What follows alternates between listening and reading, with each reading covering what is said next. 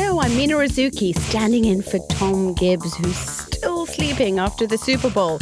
Welcome to Telegraph Audio Football Club. Jose Mourinho gets the better of Pep Guardiola once again. But was this a Mourinho masterclass or a missed opportunity for Manchester City? Either way, it's good news for Liverpool, who now sit a remarkable 22 points clear. Elsewhere, we take a look over the teams in the relegation battle and assess a quite depressing transfer deadline day. Plus, teenagers tearing it up across the continent and Danny Rose's chippy response to moving to the northeast. Welcome, welcome. It was obviously the Super Bowl, which means there is no Tom Gibbs. And I did stay up to watch it because I absolutely love it. Since all three of you, I assume no one bothered staying up, no? How come you can do the pod and you watched it and Tom can't? He goes hard, I think. Yeah, I think so. Well, what's he done that you haven't done? Maybe because, he's, I don't know. I mean, maybe Slaughter him. You look great. You've still come in. You're a soldier. Tom's not. Maybe, yeah, I don't know what it is that Tom does that I don't, but that was the voice of Matt Law. Hello, Matt. How Hi. are you? Yeah, good, thanks. So you're all preppy and awake then this morning? I'm not prepped. I am awake, but I have a banana and a coffee, and I'll wing it. I do need a wee as well. Subscribe to the Telegraph today. This is just like pulsating stuff. We also have JJ Bull in the house. How are you, JJ? I'm really good. I got in from Aberdeen this morning at about 3 a.m. You know, for someone who in the enjoys... office at 8. Wow. Yeah. World's smallest violin. I mean, if you Don't were play here it. at 3, I just feel like you should watch the Super Bowl, right? Because if you love tactics. But I'm not American and I don't watch the NFL. Right. The other person here, Sam Dean. How are you, love? I've slept pretty well.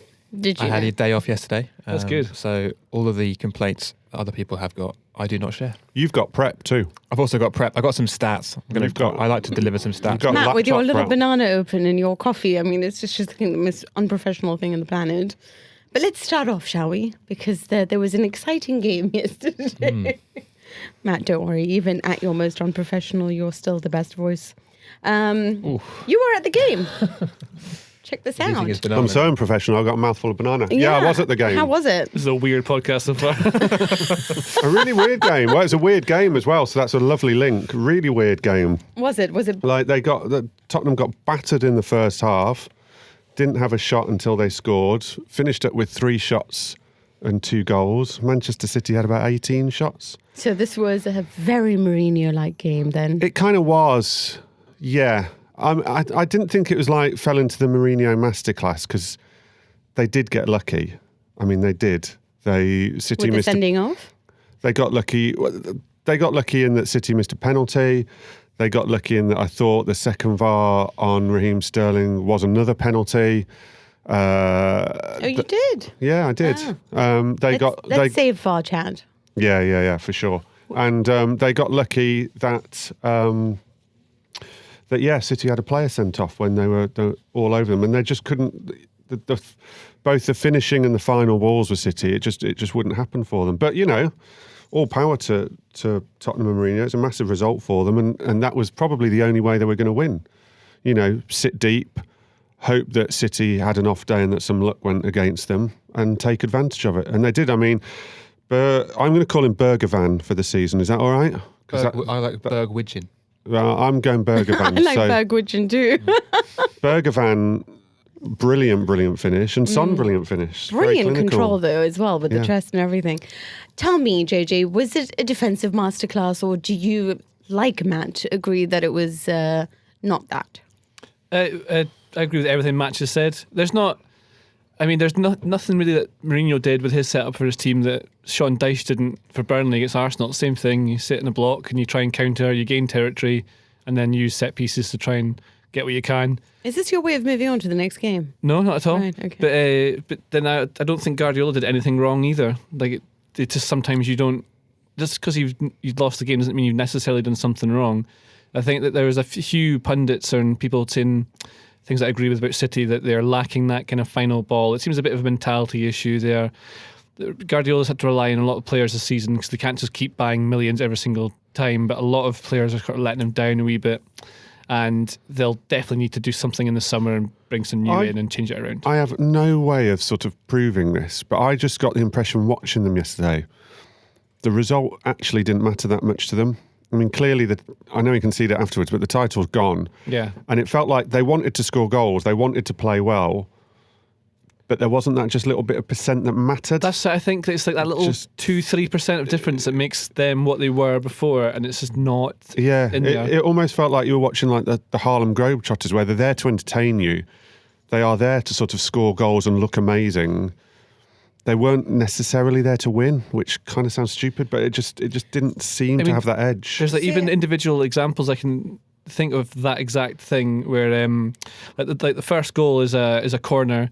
They've got 10 men at the time, sure enough, so it's hard to get into your right shape. But the ball goes short, it goes back to the edge of the box, and then City players are just slightly slower to go towards the man on the ball than they usually were. And then when Bergwijn gets his chance to contest it, there's just a little bit of space beside him that wouldn't normally be, I think, if they were all revved up. And they like Otamendi making that stupid error for the second goal, stepping out when he shouldn't have done. Just little individual errors. He's been doing that all season. Yeah, there's less concentration all over the place. I don't know what. Have they got a Sterling issue? Well, this is just before anything. I guess it goes to show you how amazing certain coaches are, and Sir Alex Ferguson or whoever that can continue to motivate a squad every single season, even if something is too far gone. But there's a reason why no one's done it 3 times on the trot. Mm-hmm. Ferguson didn't do it 3 times on the trot. Oh, but Zidane did it with Madrid in the Champions League for 3 times in a trot. And that's not a league season. Yeah, knockout's different in the league. Yeah. Champions League is harder. But this is one question that I will have for you, Sam, is you're saying there's a Sterling problem. Why? I think that's now 8 games without a goal. He could have been sent off yesterday. Probably. Do you think he should have been? I think, yes, probably should have been. And then even the chance that Gundogan put over when they had the open goal, the sort of calamitous one when everyone sort of hit each other and fell over. It was just a really poor pass at like a key moment, and that's something that he's really sort of ironed out of his game the last 2 years. At those decisive moments, he tends to deliver, and I think in the last last 6 weeks or so, that seems to have evaporated. I mean, the suggestion that he's just played too much, which may well be the case, but Pep's very much strongly refuted that. But it does seem like there's an issue with his form, at least. He's lost his confidence front of goal a little bit because he must know that he misses these easy chances. They don't seem to come natural to him scoring open goals even. That seems the thing he's not good at. He's really good at taking people on, driving at teams, pushing them back, using all his space and doing his little tricks and that. But when he gets into positions to score, like I remember we were talking about, was it this season or last season when Bernardo played in his place on the left and scored a hat-trick? It's not just that Sterling's really, he's a great player, but it's a lot to do with the position he plays in and the way that team works around him that they get all these goals. And you see him just now, he doesn't seem to trust his final shot to actually score, and then will look for the pass first instead. So they're often giving up opportunities when they should just be sticking it in. Like someone was saying yesterday about how it's almost like how Arsenal became in a while. They got so used to passing and tip tap tap that they forgot they actually had to use the passing to get to a certain point to shoot. Sam's just pointed out Man United did win the league 3 times on the trot. So I've got to offer you a fulsome apology there, Mina. Thank you very much, and Sam, especially thank you for pointing that out. I didn't want to call you out on air. I call myself out on air. Oh, but he's happy to call me out on air when it does. But never mind. I just want to ask you if he's all in now on Champions League, Pep. He said he is. He pretty much said he is. He said if he doesn't win it, he would have been a failure. I agree with him, but you obviously don't.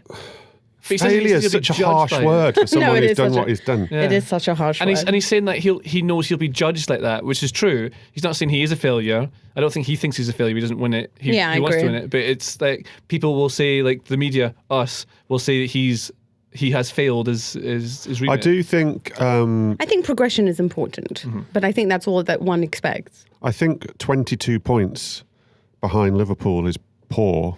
There shouldn't be 22 points behind Liverpool.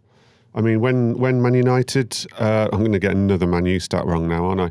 When Man United finished second under Jose, were they 19 points behind? And everyone mocks the fact that Jose sort of called that, a bit of a title challenge, and the fact that they finished second, it was never a title challenge. And being 22 points behind now is not a title challenge. They haven't challenged for the title this season, which given the resources and everything, they're allowed a season off. They're allowed not to win the title every season. But I think 22 points behind is embarrassing for them. I really enjoyed your exchange with Pep yesterday during the press conference. Yeah, well, I'm getting different reactions to that, I should say. Yes. Manchester City fans seem to think I've been disrespectful for Pep for asking him to verbalise his answer rather than just nod his answer. I should say it was all done in the midst of a bit of a joke. Yeah, I watched it I watched the video back, and I thought that was quite. Some of the video jovial. cuts it Can quite you explain short. what happened to those who haven't? So what happened? I asked 4 questions at the press conference yesterday. I asked a question on Jose saying Sterling should have been sent off, and Guardiola refused to answer that. I then asked him, okay, so I don't want an answer on Jose's reaction, but can you give me your opinion on the Sterling incident? He didn't want to answer that. Fine. I then asked him about Sterling's injury, and he said he couldn't answer that. So I was kind of having a bit of fun now because I was kind of saying I'm still owed a question here because I don't really feel I've got an answer. So I was hugging the microphone. I said, right, I want one more question then. So then I asked him if he's conceding the title, and he smiled and gave me this kind of wide-eyed look and nodded his head at me. And I hadn't had an answer up till now, and I needed something to write in the paper. So I said, can you say it rather than just nod it? I can't quote a nod. And people laughed, and he seemed to smile, and he gave me a good quote. He gave me a good quote that Liverpool He's quite are good unstoppable. about these things usually. Yeah. So. And I thought it was all very light-hearted and all very nice. And then, as I say, some Manchester City fans have seen it and taken it as disrespect, and it certainly wasn't meant as any disrespect. Okay, let's move to the other half of the table. Bournemouth now with back-to-back league wins. They did manage a win over. It was Aston Villa, who let's be honest, JJ, League you Cup think, finalists Aston Villa. yes. Although JJ, you League believe Cup that there's finalists a Aston Villa. League Cup finalist Aston Thank Villa. you. Now, JJ, you think that there are potential. They're a side that could potentially go down. Is this something that we should applaud Bournemouth for, or is it just Villa? I'm just trying to annoy you. I mean, they're roughly in the same. Well, they're next to each other in the table. So those two teams played each other 10 times, it'll be a different result each time. I would have thought. They're not. I don't know what to make of it. They're fine. I was there. Okay, I enjoyed tell it. us about it. Bournemouth played quite well. They, particularly in the first half, they really played with an intensity and energy which they've been lacking until they beat Brighton a week ago. And they're a very streaky team, Bournemouth. They always have been under Howe, and they sort of go for these funks where they go about 8 games without winning, and then will put 3 or 4 wins together and suddenly bounce out trouble again. And I think they're in the midst of that. I mean, they've got their players back from injury. They had so many injuries before Christmas, and they're all coming back slowly. So they're sort of reverting to their mean, I think. Do you think they'll survive?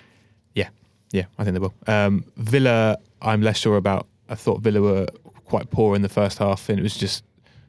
I know this is not controversial, and Matt has seen them far more than me, but it was quite striking just how much everything went through Grealish. Like no one else offered anything at all going forward.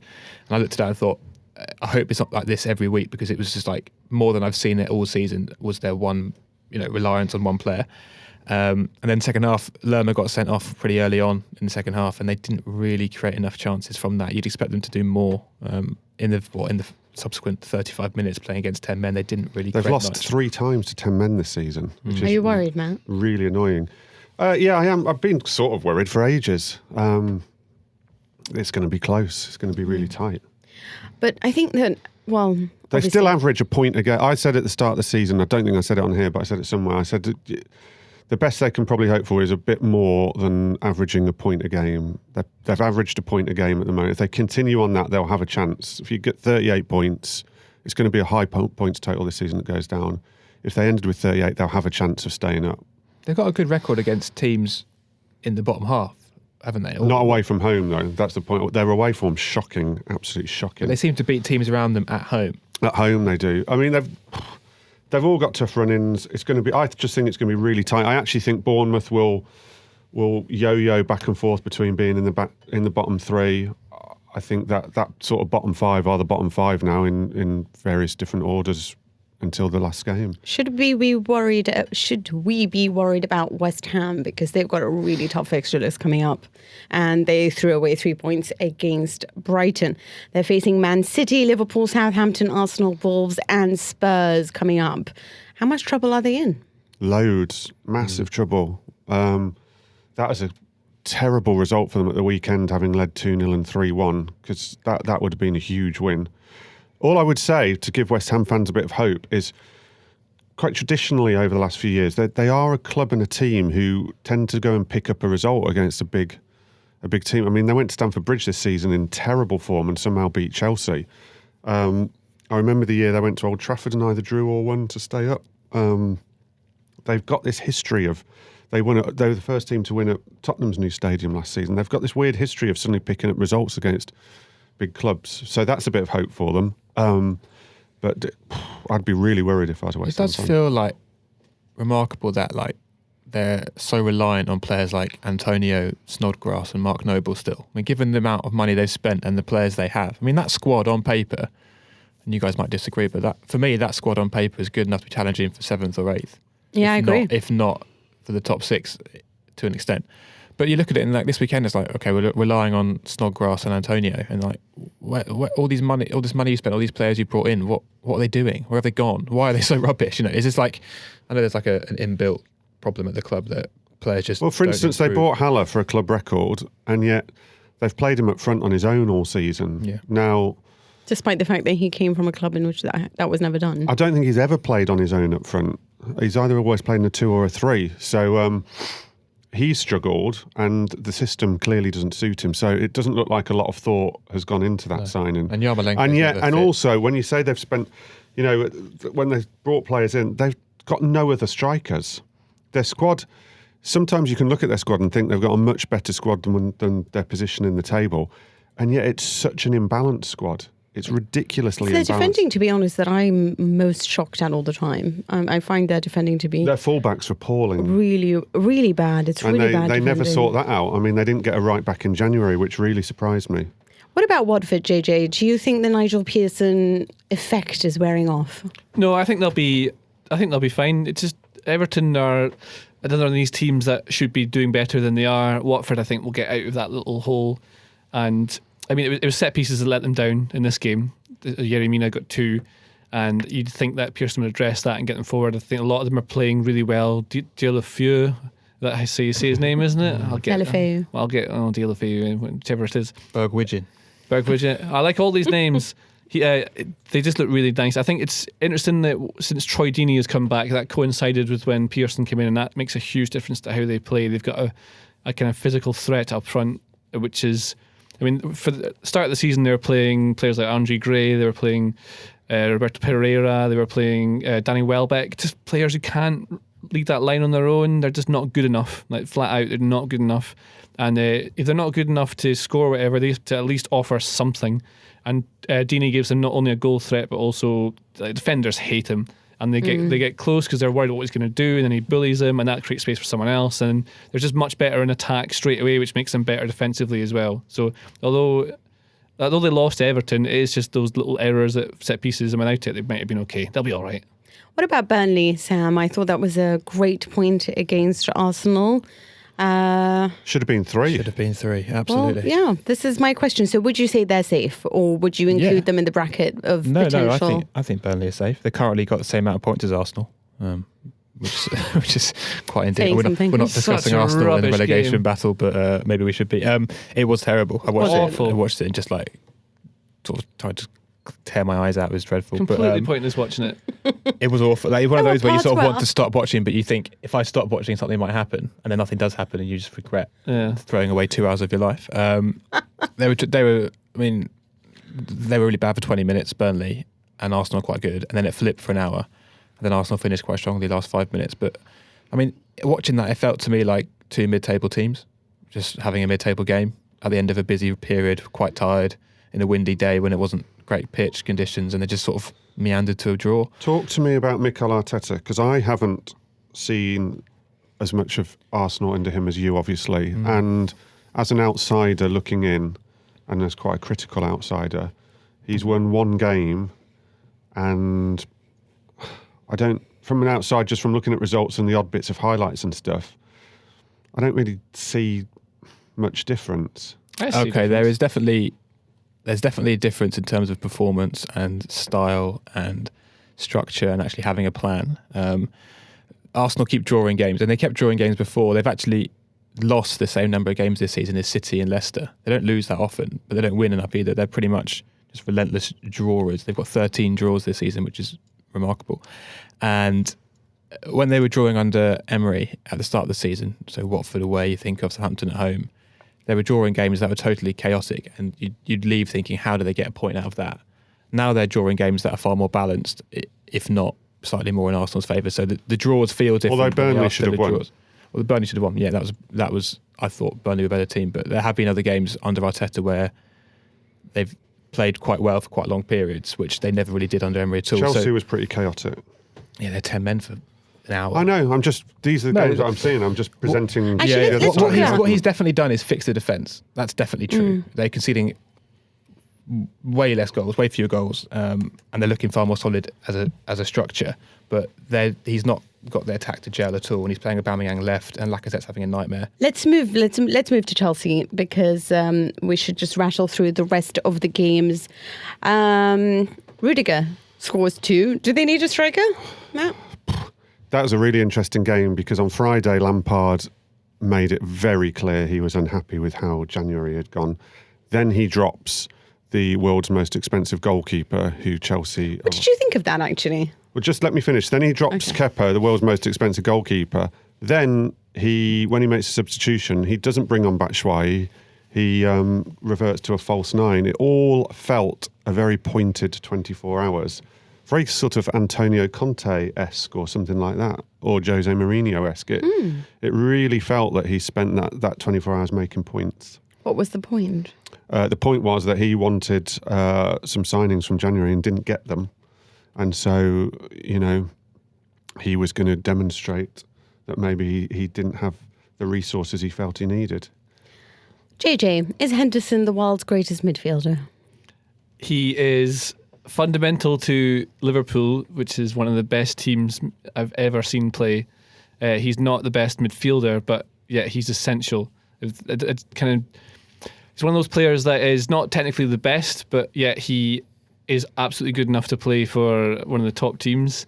He just makes other people around him much better. He's a captain. So everything about the team. Yeah. Is he going to be really great for any other team, or is it more of a Liverpool? I don't think he'll lead England to glory, but I think because he's surrounded by so many good players. He is important for England. Yeah, because he brings that same mentality that you need, but England don't have good players as Liverpool do, and they don't play as nice football. But he's surrounded by amazing talent, but he is the guy in the centre of it all that keeps it all hooked together. Like, if he's not there, I don't know what happens.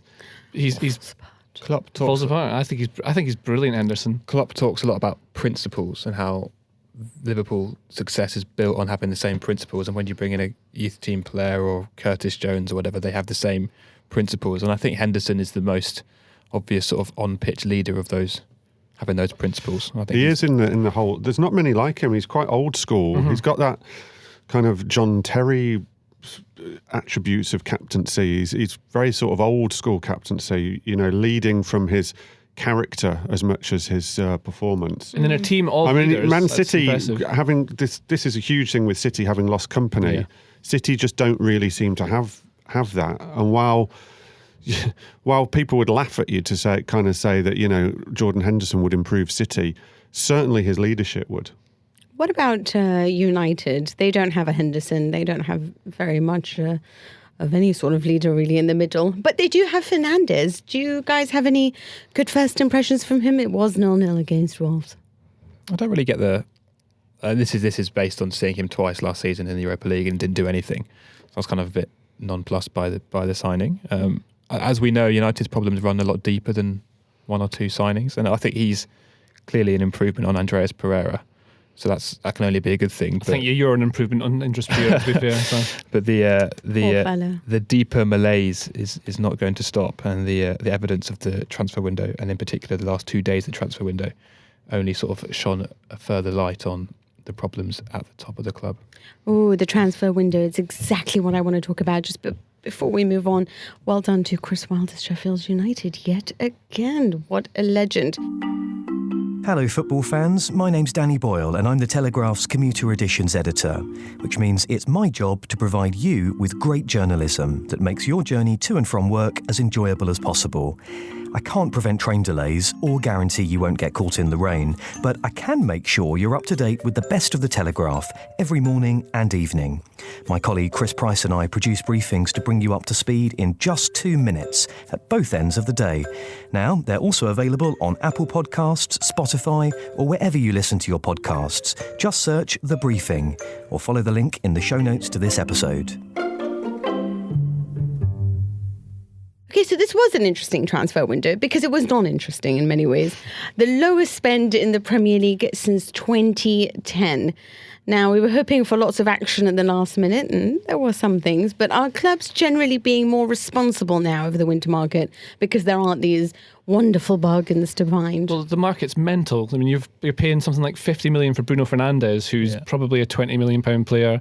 Well, Harry Maguire's a set. What did he cost again? 80 million or something. It's just made up.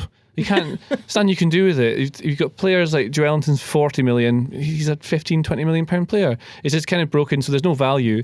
And you look like Lampard's annoyed with players who didn't get in at Chelsea. I'd imagine that their business people there looking at it would go, well, they're in fourth, we're probably going to be able to finish fourth here. Third's maybe out of reach. Is it really worth investing the 100 million it takes to get anyone better than what we've already got in to stay in the same place? It doesn't make financial sense. There's no real way to do it. And then a lot of teams are reverting to relying on things like coaching and their youth academies, which they've also spent hundreds of millions of pounds on. So I don't know what you're supposed to do in the market. The market was stuck as well. It's completely stuck. It was stuck at the top end because I think JJ might have spoken about this before. The wages that the top clubs now pay make it so difficult to sell players. Like you look at the Cavani, no one could go near that Cavani deal because his wages were just like astronomical. So the market at the top end gets stuck on the wages. And then the other problem that the Premier League had for January was that there are so many clubs still fearful of relegation.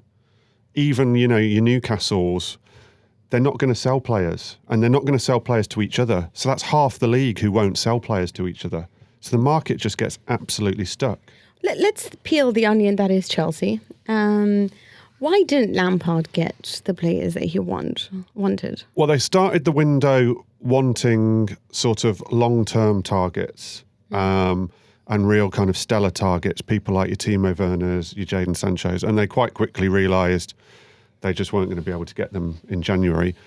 Then, as we got to the final 2 weeks... Why? Is it financial? No, well, if you bid 200 million for Jadon Sancho, you'd get him in January. But for any sort of not sensible price, but half acceptable price, that you just couldn't buy them. You couldn't buy Jadon Sancho for 100 million in January, put it that way.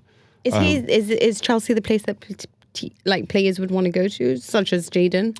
Jadon Sancho certainly would. He's got a lot of friends at Chelsea, and he would kind of play every week, and and then they entered the last 2 weeks, and they sort of changed strategy a little bit, and decided to start looking at different places in the market, like your Cavani's, like your Dries Mertens, and there were just different reasons. They just couldn't physically do it. And then where I thought they showed some intelligence and like they have progressed slightly as a club is at the end of the window, they were starting to get offered people like Ighalo.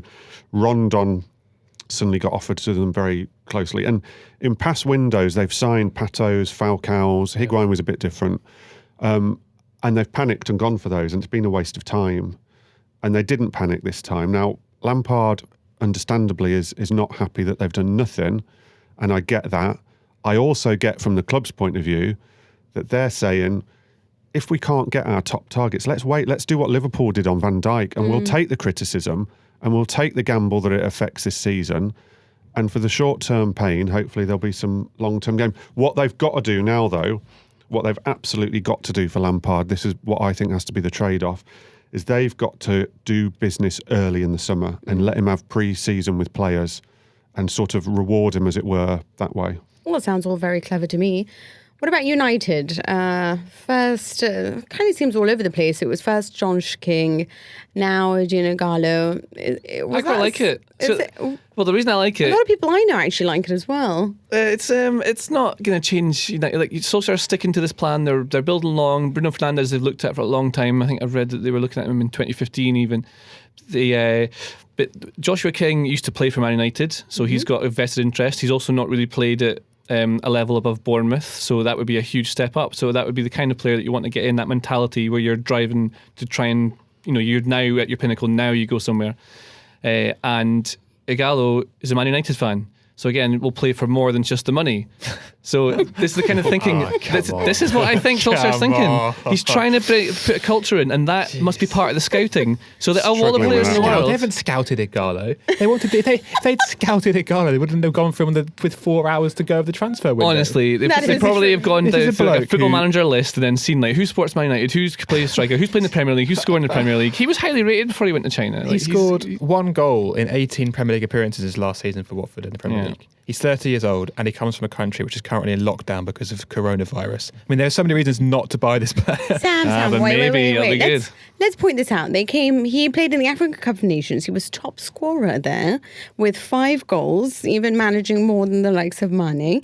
Top scorer in that tournament, got Nigeria to 3rd place. Maybe there's something in it. I don't think he'll necessarily be a bad signing for them, but the fact that they've had to go to him on the last day, having known since about April or May last year that Lukaku was leaving, is absolutely remarkable. And for a club that supposedly looked at more than 800 right backs before buying Wan-Bissaka, trying to sort of present themselves as this, all-encompassing strategy and scouting network. I mean, it just screams incompetence to me. Yeah, I do agree with that. But is it as incompetent as... what do you guys make of Cedric to Arsenal? Oh, I actually think this one is quite... I know it's very unsexy and unglamorous, but I think it's quite sensible. He's only on about 65 grand a week. The loan fee's less than £1 million. He can play right back or left back. Yesterday, Bukayo Saka got injured. So they need a left back. They're short in the fullback positions. Arteta wants specialists there rather than converted midfielders. And that seems to tick all those boxes for me. And he's not going to cost any money in the summer if they want to get him. If they don't, they can tell him, thanks very much, go away. Is he on loan? He's on loan. Is his knee ligament not... Yeah, he's out for like 2 weeks. Yeah. But that one makes more sense to me. The other one Arsenal brought in was Pablo Mari, the centre-back, which I would suggest is a bit more... what's the word? Rogue move. A bit more rogue, yeah. I mean, This guy's basically had 4 good months his entire career. He was sold by Man City for £1 million last summer. They clearly didn't see much value in him. So I think that one's probably more... let's see what happens with that one. Let's see, indeed. Meanwhile, let's have some European music.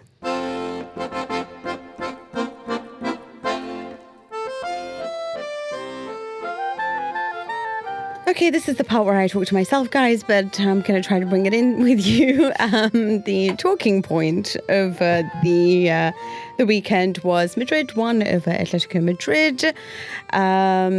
It's been interesting because Real Madrid now find themselves at the top of the league, 3 points ahead of Messi's Barcelona. They're a side that fell apart last year, had 3 different coaches, obviously, but Zidane is really getting the best out of his kids. Vinicius Jr., Rodrigo, Valverde, name it, and he's done it. And yet the headline news was Gareth Bale was left out of the squad for this game. And lots of people were talking about this. I don't know whether it was Marca or AS, but one of the writers on it said it would be very irresponsible to include Bale in this because... once again, Bale, it doesn't look like he's very committed to the cause. And he played a game in the Copa del Rey, got a minor strain, and then hasn't really been playing since. And they want to focus more on the players that seem to be wanting to die for the shirt than a guy who just seems to maybe perhaps go out or not really care so much about what's going on in Real Madrid. So it's interesting. Either way, I don't know how much we should really criticize Zidane. Zidane said that he's relying on him for the rest of the season, that he really believes in Bale. But at the same time, it seems like he also doesn't want to give him too much headline news, and yet he continues to steal them. Another player, like Matt mentioned, trapped by his wages. Not trapped, but he's not going to go anywhere because of his wages. Yeah, he's really suffering. Yeah, exactly. Yeah, traps very much. Should he take the pay cut and just move Earns somewhere more every else? day than I will my entire life. Bunkered by his wages. Lukaku, meanwhile, is having the time of his life at Inter. He scored a brace. There was no Lautaro Martinez because he's out for 2 games after getting a red card. Inter are still 3 points behind Juventus. Juventus, of course, do have Ronaldo, who scored in his 9th Serie A game in a row, which is a record for Juve only Trezeguet has hit. So he's matched that record. But we know that he's capable of even more. Questions are being asked of whether or not he's found his groove with Maurizio Sarri. I don't think that's what it is. I think that he's fit again, and so he's happy to show off his ability to play the game, I guess. But as for Sarri, there's still tons of question marks because they won over Fiorentina with a 3-0 victory, but it was 2 penalties by Ronaldo. Yes. Did Inter Milan sign a striker in the end? No, they didn't. Wow. And then Martinez gets injured. Martinez isn't injured. He's got a red card. Sorry. Yeah, suspended. So he'll be back. Sanchez will be back. No, I know. I'm just kind of thinking it through in my head. Conte will be going bonkers that they didn't get a striker, and then Martinez. It's okay. He's got loads of ex-Premier League players. I know. We've discussed this load. I'm just kind of thinking out loud. But Lazio wanted Giroud too, so it was like this very interesting thing with Inter Giroud. Milan, I mean, we talk about the English clubs who didn't get strikers, but Inter Milan had been trying for strikers, didn't get one. Barcelona didn't get a striker, did they? They didn't get Richarlison. Yeah, I'm not sure that was ever really happening, was it? So the European clubs seem to have had similar problems to the English clubs. Yeah, it's been hard. There aren't many Jason Burke wrote a column on this. Yeah. There are not many strikers around. There just aren't many that fit. I'm the interested bill. to see how Piontek does in the Bundesliga. Obviously, the best striker who moved in the market was Haaland. Continues to score non-stop for Crazy, for isn't it? Borussia Dortmund. I mean, if there was ever a match made in heaven, it was the team that's been desperate for the skills of somebody like a Haaland, a proper number 9, and they got exactly what they're looking for, and they're reaping the benefits. He's chosen a perfect league, a perfect club for him. And you can see that, but sadly not everyone can have this match made in heaven. How long do you reckon it'll be till he goes then? I think they could get a massive bid in the summer. Yeah. Apparently his release clause comes in 2021 or something like that. So then they would be able to sign him for 70 million, I think something like that. Well, that would mean he gets a season and a half, right, in Bundesliga, and then he can go for I all could the still money. see someone bidding more than that this summer. Yeah, if he carries on I'd the way bid he's 100 going. if I could. I mean, I don't know why every single top club wasn't like really, really in for him. I think No, they every were. single top club was. I think they I know were. Juventus were. All right, Chelsea were. I mean, I wish I'd have known it at the time to write. I didn't. Yeah. But I do know it now. And No, a lot in, but he's clever. If He's they were like all Mbappe. actual bids and Salzburg took less money than they could have got from someone else, was it a release clause that he got to Dortmund that they matched 17 million or something? That was really low. the Raiola thing's huge as well. I mean, we've got to be careful what we say on here, but in terms of how you deal with Raiola is a massive part of whether you get that player. It's probably all I can say. That is Interesting. That is indeed true, which is why you should always keep all the agents very happy. Meanwhile, let's move on to the social question. So after his loan to Newcastle was agreed, Danny Rose declared delight at the move north, as there's only one decent chippy in London. With that in mind, what is the best food you've had as a punter at the football? What is the one decent chippy he's talking about? London? I know loads. Oh, really? Yeah. Oh. No, it doesn't matter. Well, Should maybe do a little bit of a list, so that we can all yeah. or send it over to him. Richard has come back with jellied eels outside Upton Park Tube Station. Was it an outpost of Tubby Isaac's stall on Commercial Road? Jellied eels. Not for me, Clive. I've never tried one. They might be delicious. Stephen says, I was working in the south of France a few years back, and we went to watch the football non-league team. I don't know how to pronounce this name. Hires play. Got a bottle of wine and cheese baguette for less than £5. Sun was shining too. Oh, France. What a beautiful country. Bottle of wine and cheese baguette. That's quite nice, no? That'd be great to watch football with that. I usually have a Kit Kat when I'm in the middle of Turin because unfortunately the timings for dinner and lunch never coincide with when I'm free. Anyone else? What in terms of our best, there is genuinely. I've only been there once. There's genuinely an amazing fish and chip shop next to Grimsby Town's ground. Is it still Blundell Park or is it called something else these days? No one knows. What, do locations just change their names? No, stadiums. Oh, stadium, sorry. Could be the mobile phone networking arena. Right, I see. They've genuinely got an incredible, as they should. They're famous for fish and chips, but this place, even though, you know, attendances aren't massive at Grimsby, or certainly weren't the day I went, the queue going down the road for this place was well worth it. There's a great jerk chicken place near Crystal Palace. Definitely worth visiting. I feel like there are loads of like amazing like Turkish if you go to places. the Midlands, always try to find somewhere with a Balti pie. They're pretty special. Just trying to think off the top of my head. Yeah. now. White Hart Lane had some great things next to it. Well, in our position as journalists, like, really fortunate to get food at the stadiums when you go into to press, and some of the places are really, really good. Chelsea's food de Leon is really decent, I thought. I love a tawdry pie. That's all I need. All you need to watch football is a pie in a bovril. That's it. Oh my god, this is No? like so I depressing got for a me. pastel de nata in Lisbon last season. That's good. That wasn't really that was like more for lunch. And Sort then of like went a to the pie. game in the evening, so it wasn't like a pastel pre-game. de nata. Yeah, that was good. But the worst one I've ever had was in the Borisov Arena. I bought I thought it was just a normal hamburger, but you know, like chicken burger is different colour, like slightly more like pale. Yes. It was a bit like that, but it didn't taste like chicken. And was it? I don't know, because obviously the alphabet's different in Ukraine, so I literally have no idea what I ordered. Is it made with 90% real animal? I have no idea, my friend, but it wasn't chicken and it wasn't beef. And I still think back to that as the worst pre-match meal I've had in my life. So it didn't taste all that good, huh? Oh, no. Did you eat it all? Oh, yeah. Long cold night in Belarus. You need your fuel. Oh, thanks, guys. Do they have pies in Italy? No.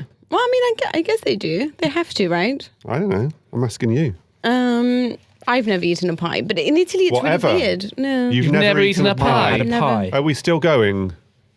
Yeah. You've never had any sort of pie in any country? No, I will never eat a pie either. Why not? The sheer look of it disgusts They're me. amazing. Yeah. I know, they tell me this all the time, but I just can't bring myself This to is eat worse than one. your revelation that you didn't know who Blur were.